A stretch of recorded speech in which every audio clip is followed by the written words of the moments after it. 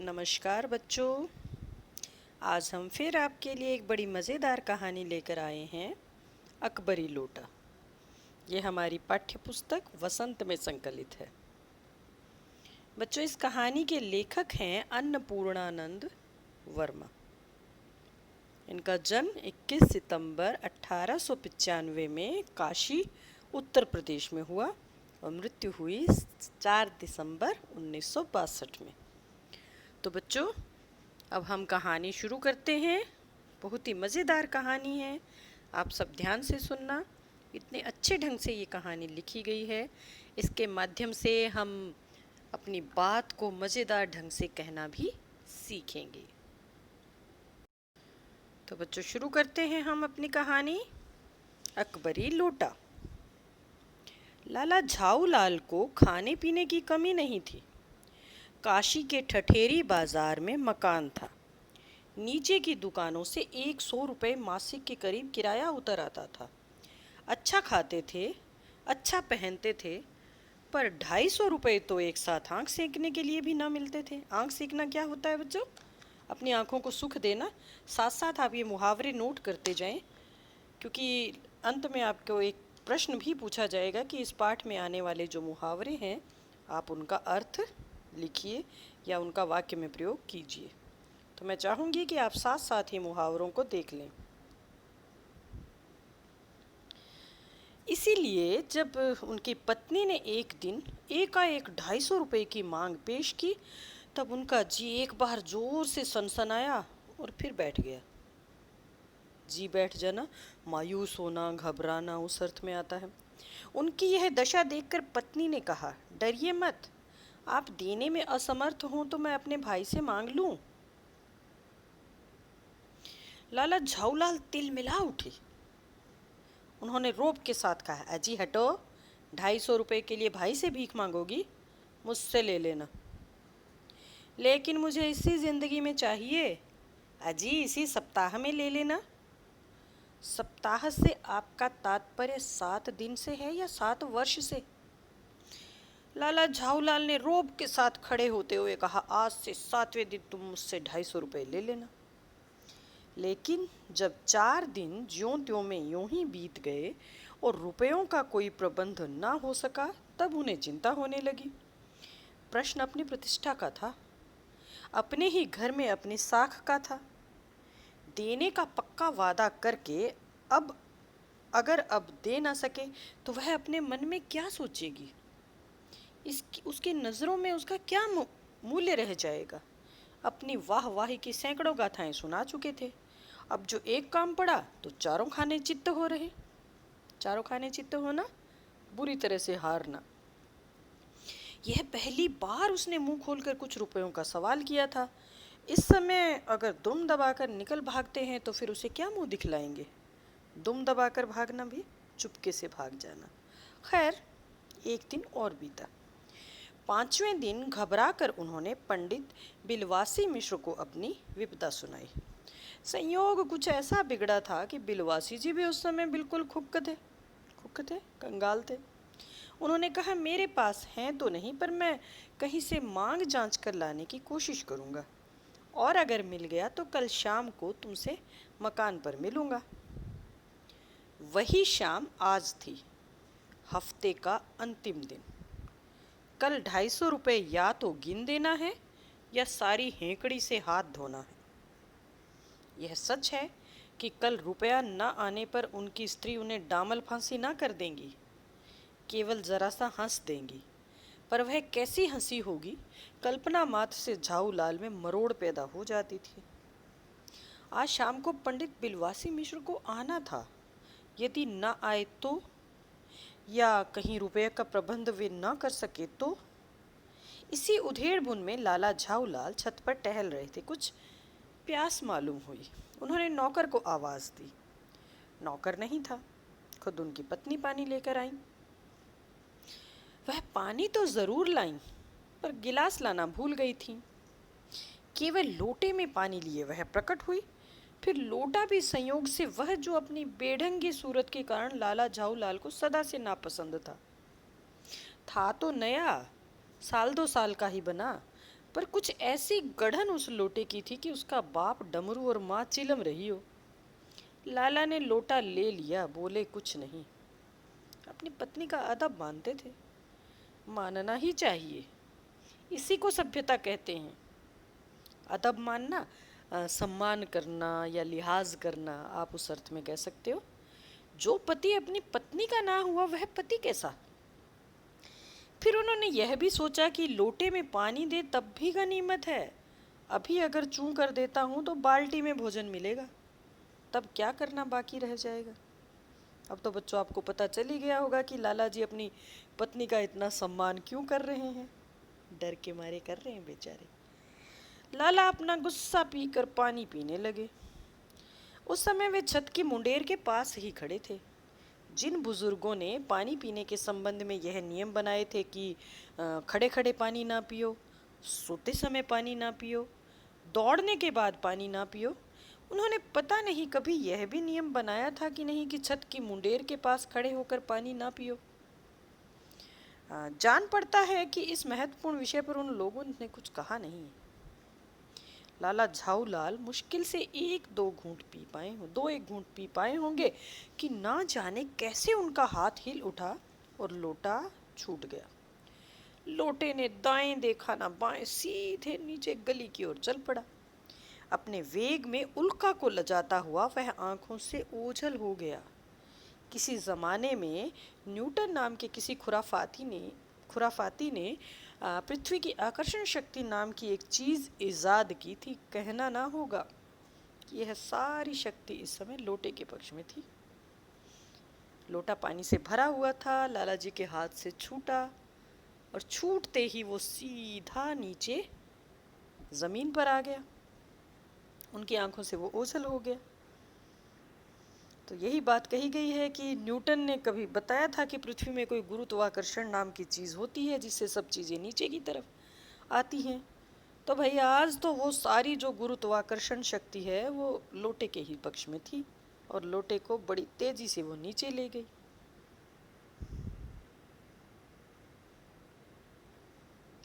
लाला को काटो तो बदन में खून नहीं, इतने ज्यादा वो घबरा गए एकदम से कि पता नहीं अब क्या होगा। एकदम से हक्के बक्के रह गए। ऐसी चलती हुई गली में ऊंचे तिमंजले से भरे हुए लोटे का गिरना हंसी खेल नहीं। यह लोटा न जाने किस अनाधिकारी के झोंपड़े पर काशीवास का संदेश लेकर पहुंचेगा। काशीवास, स्वर्गवास के पता नहीं किसकी जान लेने वाला है ये। कुछ हुआ भी ऐसा ही। गली में जोर का हल्ला उठा। लाला झाऊलाल जब तब दौड़कर नीचे उतरे तब तक एक भारी भीड़ उनके आंगन में घुस आई। लाला झाऊलाल ने देखा कि इस भीड़ में प्रधान पात्र एक अंग्रेज है जो नख-शिख से भीगा हुआ है और जो अपने एक पैर को हाथ से सहलाता हुआ दूसरे पैर पर नाच रहा है। उसी के पास अपराधी लोटे को भी देखकर लाला झाऊलाल जी ने फौरन दो और दो जोड़कर स्थिति को समझ लिया। समझ गए वो कि भाई लोटा तो इसी के ही हत्थे चढ़ गया या ये लोटे के हत्थे चढ़ गए। गिरने के पूर्व लोटा एक दुकान के साइबान से टकराया। वो आगे छज्जा सा जो होता है उससे टकराया। वहां टकराकर उस दुकान पर खड़े उस अंग्रेज को उसने सांगोपांग स्नान कराया, सारा पूरा स्नान कराया सिर से पैर तक, और फिर उसी के बूट पर आ गिरा। उस अंग्रेज को जब मालूम हुआ कि लाला झाऊलाल ही लोटे के मालिक हैं, तब उसने केवल एक काम किया। उसने अपने मुंह को खोलकर खुला छोड़ दिया। यानी वो एक बार जो बोलने लगा तो बोलता ही रहा। लाला झाऊलाल को आज ही मालूम हुआ कि अंग्रेजी भाषा में गालियों का ऐसा प्रकांड कोश है। उसी समय पंडित बिलवासी मिश्र भीड़ को चीरते हुए आंगन में आते दिखाई पड़े। उन्होंने आते ही पहला काम ये किया कि उस अंग्रेज को छोड़कर और जितने आदमी आंगन में घुस आए थे सबको बाहर निकाल दिया। फिर आंगन में कुर्सी रखकर उन्होंने साहब से कहा, आपके पैर में शायद कुछ चोट आ गई है, अब आप आराम से कुर्सी पर बैठ जाइए। साहब बिलवासी जी को धन्यवाद देते हुए बैठ गए और लाला झाऊलाल की ओर इशारा करके बोले, आप इस शख्स को जानते हैं? बिल्कुल नहीं, और मैं ऐसे आदमी को जानना भी नहीं चाहता जो निरीह राह चलतों पर लोटे के वार करे। मेरी समझ में ही इज ए डेंजरस ल्यूनाटिक, यानी यह खतरनाक पागल है। नहीं, मेरी समझ में he is a dangerous criminal, नहीं ये खतरनाक मुजरिम है। ये दोनों बात कर रहे हैं अंग्रेज और बिलवासी जी। झाऊलाल जी को बहुत गुस्सा आ रहा है कि उनका मित्र और उन्हीं के खिलाफ बोल रहा है, उनको क्रिमिनल बता रहा है, पागल बता रहा है। पर महात्मा ने लाला झाऊलाल की आंखों को इस समय कहीं देखने के साथ खाने की भी शक्ति दे दी होती तो निश्चय है कि अब तक बिलवासी जी को वे अपनी आंखों से खा चुके होते। वे कुछ समझ नहीं पाते थे कि बिलवासी जी को इस समय क्या हो गया है। साहब ने बिलवासी जी से पूछा, तो क्या करना चाहिए? पुलिस में इस मामले की रिपोर्ट कर दीजिए, जिससे ये आदमी फौरन हिरासत में ले लिया जाए। पुलिस स्टेशन है कहाँ? पास ही है, चलिए मैं बताऊं। चलिए, अभी चला। आपकी इजाज़त हो तो पहले मैं इस लोटे को इस आदमी से खरीद लूं। क्यों जी, बेचोगे? मैं 50 रुपए तक इसके दाम दे सकता हूँ। लाला झाऊलाल तो चुप रहे, पर साहब ने पूछा, इस रद्दी लोटे के आप 50 रुपए क्यों दे रहे हैं? आप इस लोटे को रद्दी बताते हैं? आश्चर्य, मैं तो आपको एक विज्ञ और सुशिक्षित आदमी समझता था। आखिर बात क्या है, कुछ बताइए भी। जनाब, यह एक ऐतिहासिक लोटा जान पड़ता है। और जान क्या पड़ता है, मुझे पूरा विश्वास है। यह वह प्रसिद्ध अकबरी लोटा है जिसकी तलाश में संसार भर के म्यूजियम परेशान हैं। ये बात? जी जनाब, 16वीं शताब्दी की बात है। बादशाह हुमायूं शेर शाह से हार कर भागा था और सिंध के रेगिस्तान में मारा मारा फिर रहा था। मारा मारा फिरना, भटकना। एक अवसर पर प्यास से उसकी जान निकल रही थी। उस समय एक ब्राह्मण ने इसी लोटे से पानी पिलाकर उसकी जान बचाई थी। हुमायूं के बाद अकबर ने उस ब्राह्मण का पता लगाकर उससे इस लोटे को ले लिया और इसके बदले में उसे उसी प्रकार के 10 सोने के लोटे प्रदान किए। यह लोटा सम्राट अकबर को बहुत प्यारा था, इसी से इसका नाम अकबरी लोटा पड़ा। वह बराबर इसी से वज़ू करता था। वज़ू करना नमाज पढ़ने से पहले जो हाथ मुंह धोते हैं उसको कहते हैं बच्चों। सन 57 तक इसके शाही घराने में रहने का पता है, पर उसके बाद लापता हो गया। कलकत्ता के म्यूजियम में इसका प्लास्टर का मॉडल रखा हुआ है। पता नहीं ये लोटा इस आदमी के पास कैसे आ गया। म्यूजियम वालों को पता चले तो फैंसी दाम देकर खरीद ले जाएं। इस विवरण को सुनते सुनते साहब की आंखों पर लोभ और आश्चर्य का ऐसा प्रभाव पड़ा कि वे कौड़ी के आकार से बढ़कर पकौड़ी के आकार की हो गईं। उसने बिलवासी जी से पूछा, तो आप इस लोटे का क्या करिएगा? मुझे पुरानी और ऐतिहासिक चीज़ों के संग्रह का शौक है। मुझे भी पुरानी और ऐतिहासिक चीज़ों के संग्रह का शौक है। जिस समय यह लोटा मेरे ऊपर गिरा था उस समय मैं यही कर रहा था। उस दुकान से पीतल की कुछ पुरानी मूर्तियां खरीद रहा था। जो कुछ हो, लोटा मैं ही खरीदूंगा। वाह, आप कैसे खरीदेंगे? मैं खरीदूंगा, ये मेरा हक है। हक है? ज़रूर हक है। ये बताइए, उस लोटे के पानी से आपने स्नान किया या मैंने? जी आपने। वह आपके पैरों पर गिरा कि मेरे? आपके। अंगूठा उसने आपका भुरता किया या मेरा? आपका। इसलिए उसे खरीदने का हक मेरा है। ये सब बकवास है। दाम लगाइए, जो अधिक दे वह ले जाए। यही सही। आप इसका 50 रुपया लगा रहे थे, मैं 100 देता हूँ। मैं 150 देता हूँ। मैं 200 देता हूँ। अजी मैं 250 देता हूँ। यह कहकर बिलवासी जी ने 250 के नोट लाला झाऊलाल के आगे फेंक दिए। साहब को भी ताव आ गया। उसने कहा, आप 250 देते हैं तो मैं 500 देता हूँ, अब चलिए। बिलवासी जी अफसोस के साथ अपने रुपए उठाने लगे, मानो अपनी आशाओं की लाश उठा रहे हों। साहब की ओर देखकर उन्होंने कहा, लोटा आपका हुआ, ले जाइए। मेरे पास 250 से अधिक नहीं है। यह सुनना था कि साहब के चेहरे पर प्रसन्नता की कुंजी गिर गई। उसने झपट कर लोटा लिया और बोला, अब मैं हंसता हुआ अपने देश लौटूंगा।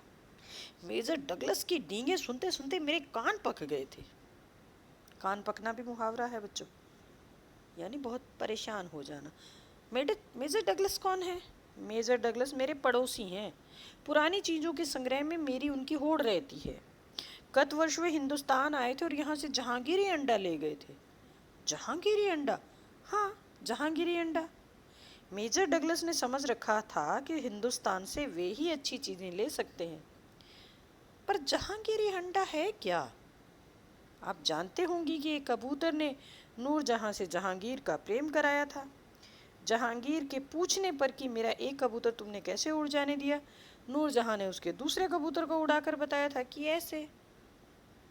उसके इस भोलेपन पर जहांगीर दिलो जान से निछावर हो गया। उसी क्षण उसने अपने को नूरजहां के हाथ कर दिया। कबूतर का एहसान वह नहीं भूला। उसके एक अंडे को बड़े जतन से रख छोड़ा। एक बिल्लौर की हांडी में वह उसके सामने टंगा रहता था। बाद में वही अंडा जहांगीरी अंडा के नाम से प्रसिद्ध हुआ। उसी को मेजर डगलस ने पारसाल दिल्ली में एक मुसलमान सज्जन से 300 रुपये में खरीदा। ये बात? हाँ, पर अब मेरे आगे दून की नहीं ले सकते। मेरा अकबरी लोटा उनके जहांगीरी अंडे से भी एक पुश्त पुराना है। इस रिश्ते से तो आपका लोटा उस अंडे का बाप हुआ। साहब ने लाला झाऊलाल को 500 रुपये देकर अपनी राह ली। लाला झाऊलाल का चेहरा इस समय देखते बनता था। जान पड़ता था कि मुंह पर 6 दिन की बड़ी हुई दाढ़ी का एक एक बाल मारे प्रसन्नता के लहरा रहा है। उन्होंने पूछा, बिलवासी जी मेरे लिए 250 रुपया घर से लेकर आए, पर आपके पास तो थे नहीं। इस भेद को मेरे सिवाय मेरा ईश्वर ही जानता है। आप उसी से पूछ लीजिए, मैं नहीं बताऊंगा। पर आप चले कहाँ? अभी मुझे आपसे काम है 2 घंटे का। 2 घंटे तक? 2 घंटे तक? हाँ, और क्या। अभी मैं आपकी पीठ ठोक कर शाबाशी दूंगा, 1 घंटा इसमें लगेगा। फिर गले लगाकर धन्यवाद दूंगा, 1 घंटा इसमें भी लग जाएगा। अच्छा, पहले 500 रुपये गिनकर सहेज लीजिए। रुपया अगर अपना हो तो उसे सहेजना एक ऐसा सुखद मनमोहक कार्य होता है कि मनुष्य उस समय सहज में ही तन्मयता प्राप्त कर लेता है। लाला झाऊलाल ने अपना काम समाप्त करके ऊपर देखा, पर बिलवासी जी इस बीच अंतर ध्यान हो गए। अब लाला जी तो खुश थे बड़े, 500 रुपये एकदम से मिलना सोच भी नहीं सकते थे। कहाँ तो मुसीबत आई हुई थी और कहाँ वो मुसीबत 500 रुपये में बदल गई। वो बड़े ही हैरान थे, परेशान थे। लेकिन अब वो इतने खुश थे और इतने मग्न हो गए वो अपने नोटों को गिनने में कि उनको पता ही नहीं चला बिलवासी जी कब उनको छोड़कर चले गए। उस दिन रात्रि में बिलवासी जी को देर तक नींद नहीं आई। वे चादर लपेटे चारपाई पर पड़े रहे। 1 बजे वे उठे। बहुत धीरे से अपनी सोई हुई पत्नी के गले से उन्होंने सोने की वह सिकड़ी निकाली जिसमें एक ताली बंधी हुई थी। फिर उसके कमरे में जाकर उन्होंने उस ताली से संदूक खोला। उसमें 250 के नोट ज्यों के त्यों रख कर उन्होंने उसे बंद कर दिया। फिर दबे पांव लौटकर ताली को उन्होंने पूर्ववत अपनी पत्नी के गले में डाल दिया। उसके बाद उन्होंने हंसकर अंगड़ाई ली। दूसरे दिन सुबह 8 बजे तक चैन की नींद सोए। बच्चों, ये कहानी जहाँ हमारा मनोरंजन करती है, मनोरंजन के साथ साथ कुछ और शिक्षाएं भी इसके साथ हैं बच्चों, उनके बारे में भी हम बात करते हैं। देखो, इसमें बताया गया है, एक तो ये बताया गया है कि जीवन में कैसी भी परिस्थितियां आ जाएं, अगर हम हिम्मत नहीं हारते हैं, अगर हम समझदारी से काम लेते हैं, तो बड़ी बड़ी परेशानियों का भी हल निकल जाता है। जैसा कि हमने इसमें देखा कि किस तरह से लोटा गिरने से लाला झाऊलाल जी मुसीबत में फंस गए थे, लेकिन उनके मित्र ने उन्हें ऐसे ढंग से पूरी बात को रखा कि मुसीबत तो दूर हुई सो हुई, साथ में कमाई भी हो गई। तो कभी भी हमें विपरीत परिस्थितियों में परेशान होकर नहीं रहना चाहिए। परेशानी में जब हम कोई काम करते हैं तो वो हमेशा गड़बड़ ही होता है। उसके बजाय हमें समझदारी से काम लेना चाहिए। दूसरी बात हमें ये भी पता चलती है कि सच्ची मित्रता कैसी होती है। सच्चा मित्र ही एक दूसरे के काम आता है, उसके लिए वो बहुत कुछ कर सकता है। लाला जो पंडित बिलवासी मिश्र थे, उन्होंने लाला जी को पैसे देने के लिए कितना बड़ा रिस्क उठाया था। बच्चों, आपको समझ में शायद आ गया होगा, जो अंतिम पैराग्राफ हमने कहानी का पढ़ा उससे पता चलता है कि कितना बड़ा जोखिम उन्होंने उठाया था अपने मित्र की सहायता के लिए। आगे प्रश्न आएंगे तब हम चर्चा करेंगे इसकी भी। तो हमें ध्यान रखना है, ये 2-3 चीज़ें हैं जो हमें इस कहानी से सीखने को मिलती हैं। ये कहानी सिर्फ हमारा मनोरंजन नहीं कर रही है, हमें बता रही है कि सच्चा मित्र जो होता है हमें हमेशा अपने मित्र के लिए कुछ भी करने को तैयार रहता है। दूसरी बात, परेशानी के समय परेशान ना होकर समझदारी से अगर हम काम लें, ठंडे दिमाग से कुछ सोचें, तो हर परेशानी का हल निकल जाता है। तो बच्चों, ये तो हुआ हमारा पाठ, कहानी पूरी हो गई। अब हम इसके प्रश्न देखते हैं। लाला ने लोटा ले लिया, बोले कुछ नहीं, अपनी पत्नी का अदब मानते थे। लाला झाऊलाल को बेढंगा लोटा बिल्कुल पसंद नहीं था, फिर भी उन्होंने चुपचाप लोटा ले लिया। आपके विचार से वे चुप क्यों रहे? क्या कारण था? क्या वे सचमुच अदब मानते थे? नहीं, उन्होंने डर के मारे ले लिया कि अभी तो लोटे में पानी लेकर आई है, अगर नाराज़ हो गई और खाना बाल्टी में दे दिया तो क्या करेंगे। अब पत्नी से वो किसी तरह की बहस या वो करना नहीं चाहते थे बेचारों ने, इसीलिए चुपचाप लोटा ले लिया था। लाला झाऊलाल जी ने फौरन दो और दो जोड़कर स्थिति को समझ लिया। आपके विचार से लाला झाऊलाल ने कौन कौन सी बातें समझ ली होंगी? उन्होंने सबसे पहले तो यही समझ लिया कि उनके लोटे ने इस अंग्रेज़ का काम तमाम कर दिया है। दूसरी बात, उन्होंने जान ली थी कि अंग्रेज़ों से फालतू के पंगे लेना, मतलब उस समय तो अंग्रेज़ों का ही हमारे देश पे राजपाट था, जैसा वो चाहते थे करते थे, तो अंग्रेज़ से किसी से पंगा लेना ये तो मुसीबत ही हो गई है। और पता था उन्हें कि कोई बुरी परिस्थिति अब उनके सामने आने ही वाली है, पता नहीं क्या उनको झेलना पड़ेगा। अंग्रेज के सामने बिलवासी जी ने झाऊलाल को पहचानने तक से क्यों इनकार कर दिया था? आपके विचार से बिलवासी जी ऐसा अजीब व्यवहार क्यों कर रहे थे? स्पष्ट कीजिए, क्यों कर रहे थे? अगर बिलवासी जी अंग्रेज को ये बता देते कि लाला झाऊलाल उनके मित्र हैं, तो अंग्रेज उनकी बात सुनता? बिल्कुल नहीं सुनता। उल्टा साथ में वो बिलवासी जी को और लपेट लेता। बिलवासी जी काफ़ी हाजिर जवाब या समय पर जिनको सूझ हो जाती है, किसी चीज़ की सूझ आ जाती है, इस प्रकार के व्यक्ति हैं। उन्होंने तुरंत कह दिया कि वो झाऊलाल जी को नहीं जानते हैं और उनकी बुराई करके और अंग्रेज़ का विश्वास जीता, और फिर अंग्रेज़ को ऐसा बुद्धू बनाया उन्होंने कि बिलवासी जी कहाँ तो समस्या में घिरे हुए थे और कहाँ एक और समस्या साथ में हल हो गई। जो पत्नी से उन्होंने वायदा किया हुआ था कि 250 रुपये देंगे, 250 क्या 250 के उनके पास तो 500 रुपये आ गए। ये बिलवासी जी की वजह से ही तो हुआ। उनकी जो दूरदर्शिता थी, जो उनकी समझदारी थी, उसी की वजह से ये सब हुआ। बिलवासी जी ने रुपयों का प्रबंध कहाँ से किया था?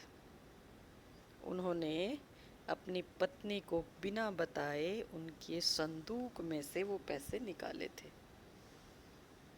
बहुत खतरनाक काम था। अगर पत्नी जाग जाती या उसे पता चल जाता तो बिलवासी जी की क्या गत बनती, आप सोच सकते हो।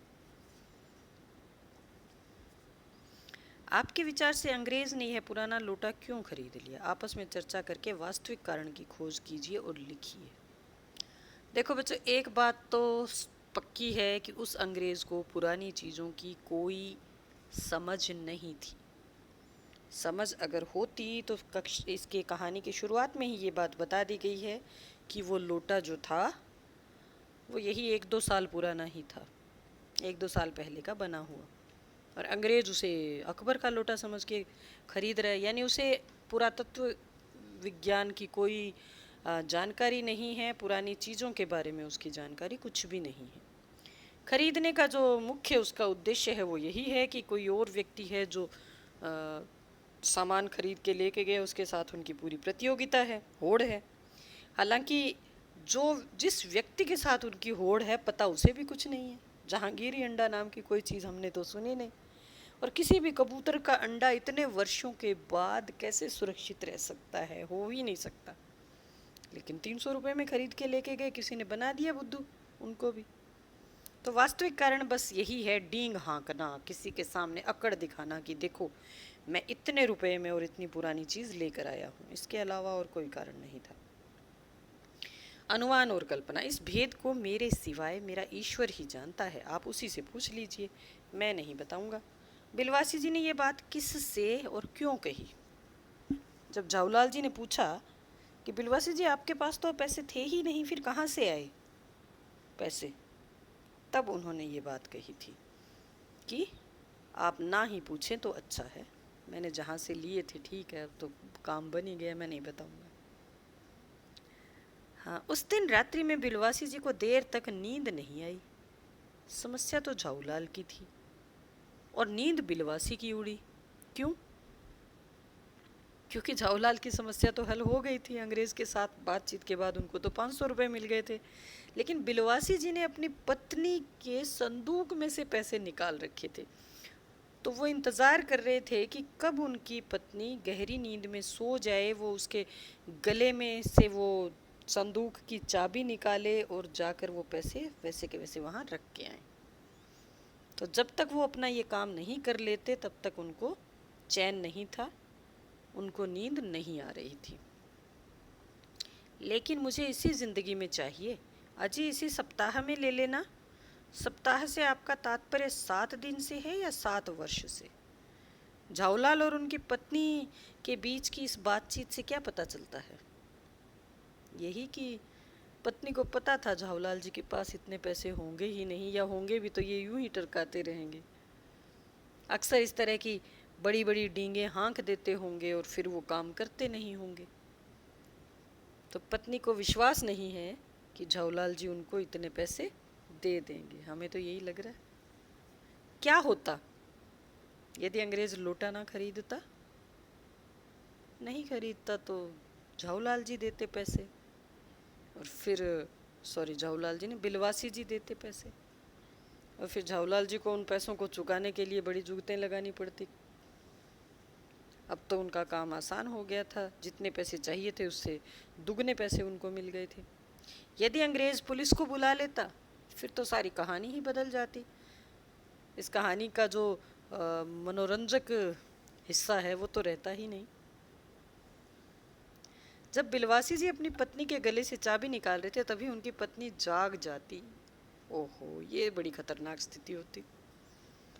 पत्नी कितना खूंखार रूप धारण कर लेती कह नहीं सकते, और हो सकता है वो फिर कभी विश्वास भी ना करती अपने पति का। कहीं अगर उनकी कोई चीज़ गायब हो तो उन्हें यही लगे कि ज़रूर बिलवासी जी ने कुछ किया है, हो सकता है। लेकिन इतना तो पक्का है कि एक बार दोनों की लड़ाई तो पक्का होती, पत्नी को गुस्सा तो आता। पता कीजिए। अपने वेग में उल्का को लजाता हुआ वह आंखों से ओझल हो गया। उल्का क्या होती है? उल्का और ग्रहों में कौन कौन सी समानताएं हैं और कौन से अंतर हैं? उल्का वो हैं छोटे ग्रह या आकाशीय पिंड हैं बच्चों, जो आसमान में चमकते हैं और बहुत तेज़ी से वो कई बार टूट कर गिरते हैं, या उनकी जो गति है वो तेज़ होती है। जबकि ग्रह आकार में बहुत बड़े होते हैं और बहुत धीमे धीमे अपने अक्ष पर वो घूमते हैं। उनकी जो मूवमेंट है, उनका जो चलना है वो धीमे होता है। इस कहानी में आपने 2 चीज़ों के बारे में मज़ेदार कहानियाँ पढ़ी, अकबरी लोटे की कहानी और जहांगीरी अंडे की कहानी।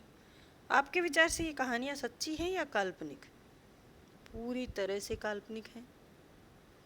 ना तो जहांगीरी अंडे नाम की कोई चीज़ है, तो ना ही अकबरी लोटा। अकबरी लोटे का तो सारा इतिहास हमारे सामने आ ही गया, जिस तरह से बताया गया है, और जितना पुराना कह के उसको उन्होंने अंग्रेज़ को बेच दिया। जहांगीरी अंडे की कहानी भी वैसे ही मिले, क्योंकि किसी भी कबूतर का अंडा इतने वर्षों तक, 400-500 वर्षों तक संभाल कर रखना संभव हो ही नहीं सकता। उसको भी किसी ने बुद्धू ही बनाया था। अपने घर या कक्षा की किसी पुरानी चीज़ के बारे में ऐसी ही कोई मज़ेदार कहानी बनाइए। ये आप करोगे बच्चों। सोचिए और क्या किस तरह से मज़ेदार सी कहानी, जैसे अकबरी लोटे और जहांगीरी अंडे की कहानी हमने सुनी, तो उसी तरह से आप अपने घर की किसी खटारा चीज़ की मज़ेदार तरीके से बढ़िया सा वर्णन करोगे। बिलवासी जी ने जिस तरीके से रुपयों का प्रबंध किया वह सही था कि गलत था? सोचिए, आप ही बताइए।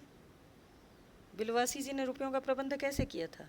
उन्होंने अपनी पत्नी के संदूक में से निकाले थे। तो हम कह सकते हैं कि देखो, बिना पूछे किसी की कोई चीज़ निकालना है तो गलत ही, सही तो नहीं है।